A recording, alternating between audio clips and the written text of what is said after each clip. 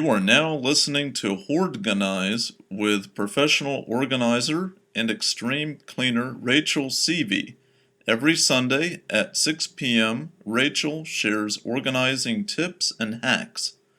Rachel combines her experience, expertise, and compassion to help people learn new methods on how to deal with overwhelming clutter. Her media appearances include The Hoarders Show, the CBS Sunday Morning Show, and the Lady Brain Show. Take it away, Rachel.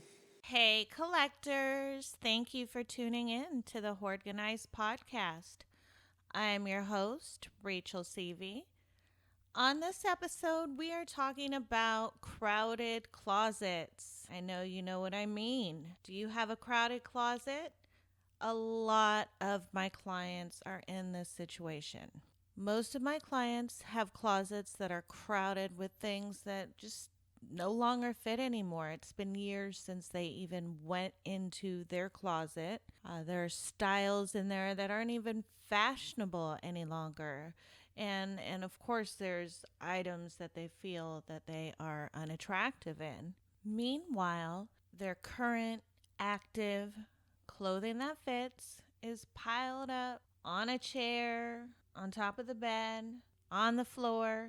I just cannot tell you how often I see this and how common I feel like this is. I want you to know that you are not the only one that lives within a clothing explosion. There are 5 simple ways to tame a crowded closet. But before I begin with 5 closet hacks for crowded closets countdown, say that 5 times fast.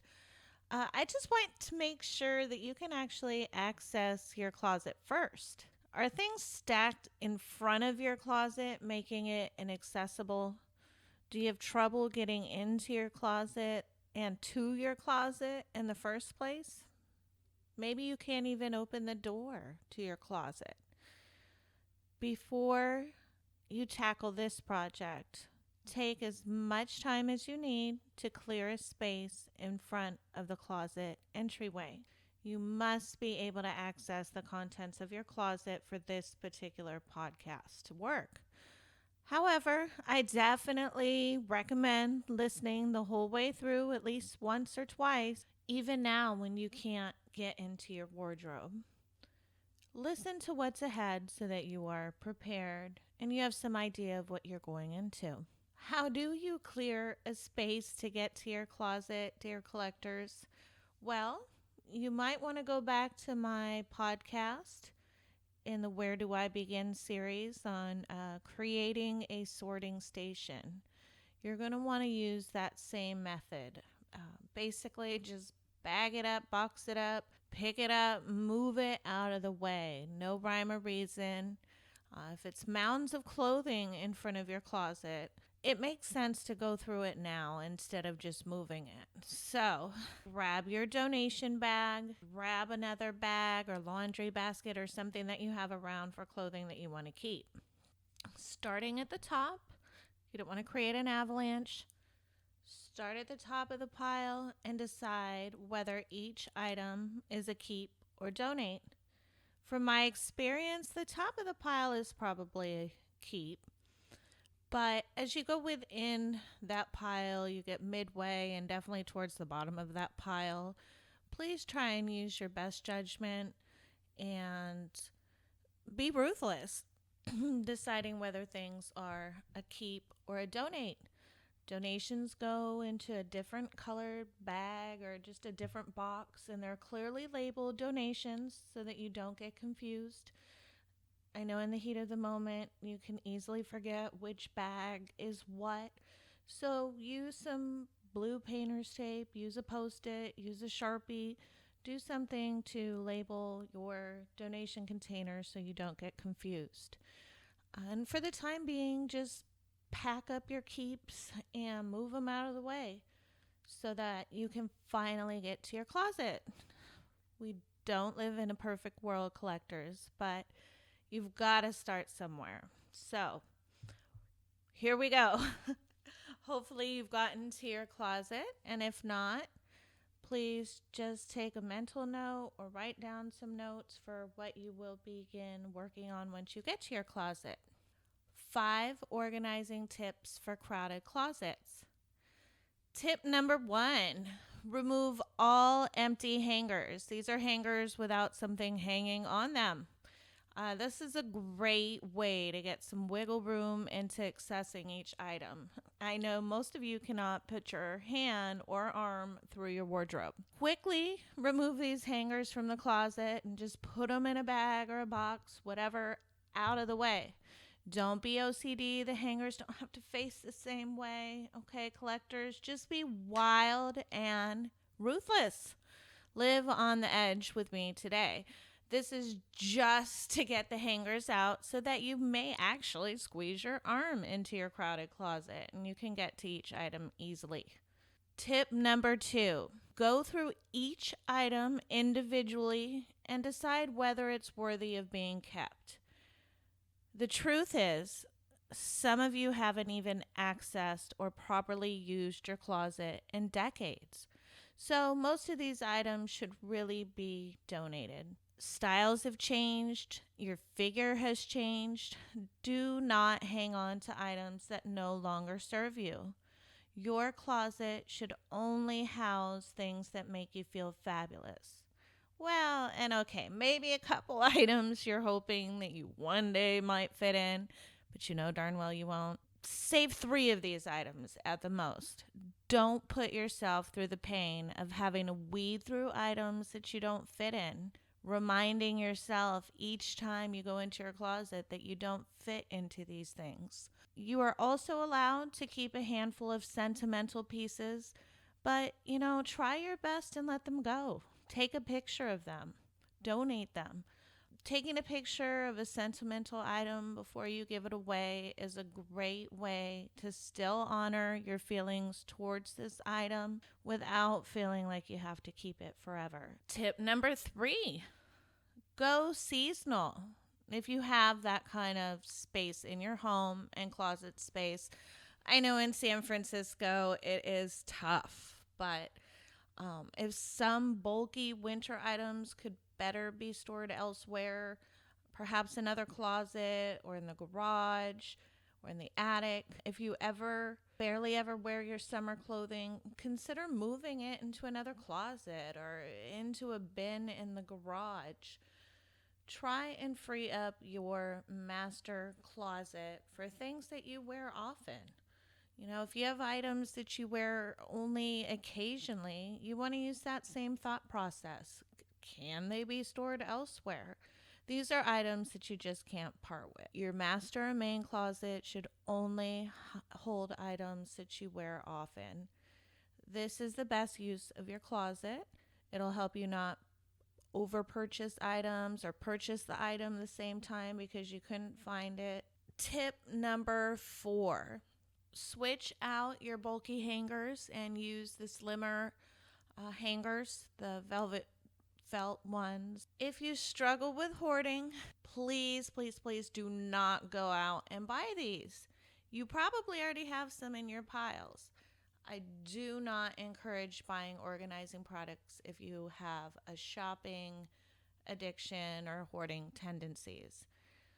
You should really only have 100 hangers at the most, and that's really a lot, honestly, but you're my collector, so I kind of doubled it. 100 hanging pieces of clothing should fit into a regular size closet. Donate or recycle your old hangers. You can do this step along with step number 2 to save some time. As you go through each item, slip old hangers into a bag and put the new slim hanger on. The end result does save a lot of space. That doesn't mean you can buy more things to fill it up. Number 5, repeat. Do this process every 6 months. Go through your wardrobe at least twice a year. And during the year, as you're trying things on or as your taste changes or items no longer make you feel great or gorgeous, donate them. It's okay. Don't keep anything in your closet that you don't love. and that you don't feel great in. If you're going seasonally, then you've got to rotate your closet at least twice a year. So it is a commitment, but it's a great way to free up some space and properly use your closet. Collectors, if you had to make space to get to your closet, please grab those keep bags from when you cleared the space and address them again as you're going to hang them up. Do you still like them? Did you keep other things that were like them? If you do still like them, hang them up neatly if there's room. If you've always struggled with a clothing explosion, I do not recommend being OCD about the way you hang things. I love my closet organized, but I maintain my closet, honestly, daily. Yes, daily. And that's because I do like it organized by sleeve length and color and etc. I'm a professional organizer, but it does take a long time to maintain.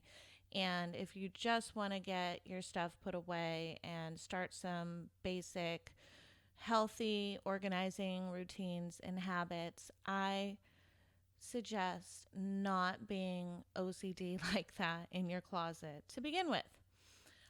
Definitely keep your tops and bottoms in separate categories. That's super helpful. But don't go all out and organize by the sleeve length or color until you're an organizing pro and you feel like you've mastered your closet. Because collectors, you know darn well that you are not going to maintain it daily. So don't set yourself up for failure, collectors. Organize your closet in a way that you personally, not me, you personally will be able to maintain with ease. Once you have your closet in a way that you know you can maintain it and you've got this under your belt for 3 to 5 years, then go all out and maybe color code. But right now, I want you to succeed, collectors. This podcast is specifically for people who struggle with clutter. I cater my content for you. If you have an ultra organized closet or you hire someone and they give you an ultra organized closet, my guess is you're going to be pretty terrified of it. You're not going to want to disrupt it because it looks so perfect. That's going to hold you back. Things are going to start piling up again because your closet is so perfect you've run out and bought other things and piled them on the floor. So just hang bottoms on one side and tops on the other. Or go crazy. Fold your bottoms and put them in a dresser, or only hang your tops in dresses. Just do not over organize your closet to where you are scared to touch it. Perfect, we are not, collectors. Good enough is the new perfect. Great job organizing, collectors. Thank you for tuning in. If you happen to be listening to this on YouTube, please go ahead and smash that thumbs up button. Or you can subscribe to my YouTube page and leave a comment with your closet organizing tips. Until next time, collectors, and remember, happiness is a place between too little and too much.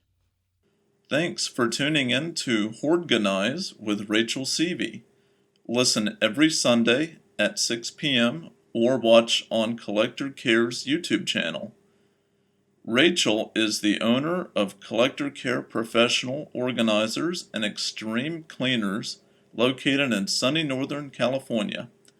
Her passion is helping those overwhelmed with clutter, and she regularly speaks to families, local agencies, and the public about chronic disorganization and hoarding disorder.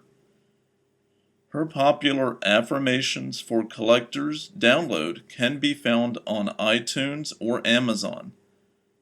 Sign up for her blog and receive 7 tips for clutter-free living at collectorcare.com.